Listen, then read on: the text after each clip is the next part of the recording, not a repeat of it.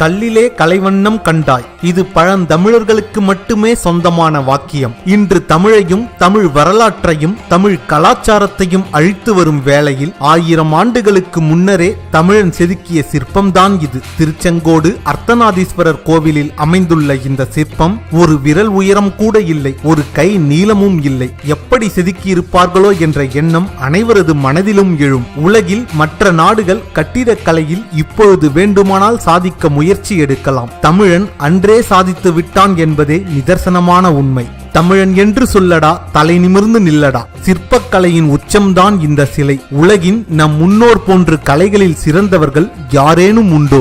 இந்த சிற்பத்திற்கு தான் ஈடு இணை இந்த உலகில் வேறெங்கும் உண்டோ? மதுரை ஆயிரங்கால் மண்டபத்தில் அமைந்துள்ள இந்த சிற்பம் இவ்வளவு நுணுக்கமாக செதுக்க எவ்வளவு வியர்வை சிந்தியிருப்பாரோ? அந்த பெயர் தெரியாத நம் முன்னோரான சிற்பக்கலை ஆசான் அவர்களை மனதார பாதம் தொட்டு வணங்க விளைகிறது எம் மனம். பார்ப்பதற்கு யானை போன்றே இருக்கும் இந்த சிலையை உற்று கவனித்து பாருங்கள். பல பெண்களை சிலையாக செதுக்கி செய்த சிற்பம். அதுவே தமிழனின் சிறப்பு. யானைகளின் தும்பி கையும் கால்களும் கனமாக இருக்க வேண்டும் என்பதற்காக மங்கைகளின் 2 கால்களும் ஆடைக்குள் ஒன்றோடு ஒன்று ஒட்டி இருக்கும் போது கிடைக்கும் கணத்தை கச்சிதமாக பொருத்தியாகிவிட்டது. தும்பிக்கையை தந்தபடி நின்று கொண்டிருக்கும் அந்த பெண் அந்த நிலையில் நிற்க முடியாது என்பதற்காக இன்னொரு பெண்ணை தாங்கியபடி நிற்கிறாள். யானையின் கண்களுக்கு பெண்ணின் மார்பு, காது வளைவிற்கு ஒருவரை ஒருவர் தாங்கி நிற்கும் கைகள், யானையின் வாய் திறந்த நிலையில் இருப்பதை போன்று காட்ட ஒரே ஒரு பாதம் அந்த இடத்தில் கொடுத்தாகிவிட்டது. அடடா, என்ன ஒரு கற்பனை திறன் இருந்திருக்க வேண்டும் அந்த சிற்பக்கலையின் மேதைக்கு. 3 உடல், ஒரே ஒரு தலை. ஏதேனும் 2 உடலை மறைத்து விட்டு பாருங்கள், ஓர் உடல் ஓர் தலை மட்டுமே தெரியும். நம் முன்னோர்களின் திறமைக்கு மற்றொரு எடுத்துக்காட்டு இந்த சிற்பம். எந்த ஒரு தொழில்நுட்ப வசதியும் இல்லாத அன்றைய காலங்களில் மனித சக்தியும் கலைகள் மீது கொண்ட திறமையையும் கண்டு பிரமிப்பாக உள்ளது.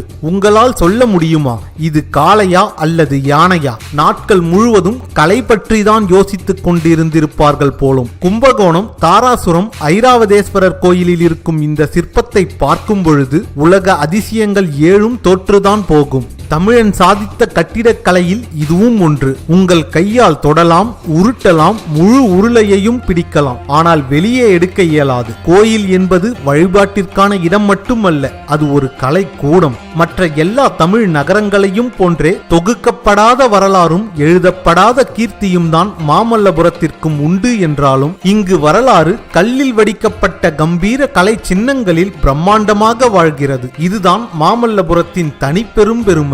இரும்பில் வெல்டிங் செய்யாமல், ஒட்டு இல்லாமல் ஒரே கல்லான சங்கிலி. 400 வருடங்களுக்கு முன்பு இதை எப்படி செய்திருப்பார்கள்? கற்பனை செய்யவே கடினமாக உள்ளது. ஒரே ஒரு கல்லில் அந்த சங்கிலி தொடர் செதுக்கப்பட்டுள்ளது. செய்யும் போது ஒன்று உடைந்திருந்தாலும் அவ்வளவும் வீண்தான். ஆனால் இதையும் மிகவும் நேர்த்தியாக செதுக்கியுள்ள நம் தமிழ் சிற்பிகளின் தொழில்நுட்பம், அறிவியல் கணக்கீடுகள் யாவும் நம்மை வியப்பில் ஆழ்த்துகிறது. 1000 வருடங்களுக்கு முன்னரே இது போன்ற சிற்ப நுட்பங்களை கண்டறிந்த சிற்பிகள் மகத்தான அறிவியல் முன்னோடிகள். இது போன்ற ஒவ்வொரு மூலையிலும் ஒவ்வொரு வடிவங்களில் 1000 கால் மண்டபத்தை அழகுபடுத்தி கொண்டிருக்கின்றன அந்த சங்கிலிகள். நம் கலாச்சாரத்தையும் நம் பண்பாட்டையும் கல்லில் சிற்பமாக செதுக்கி அதை வருங்கால சந்ததிகள் பயன்பட செய்தார்கள் நம் முன்னோர்கள். இந்த சிலையை உற்று கவனியுங்கள். எவ்வளவு நேர்த்தியாக கூந்தல் பின்னப்பட்டுள்ளது. அதோடு பின்னிய கூந்தலில் பூச்சூடியுள்ளார் அந்த சிற்பி. கோவில்கள் வழிபாட்டு இடம் மட்டுமல்ல, நம் வரலாற்றையும் கலாச்சாரத்தையும் பிரதிபலிப்பவை.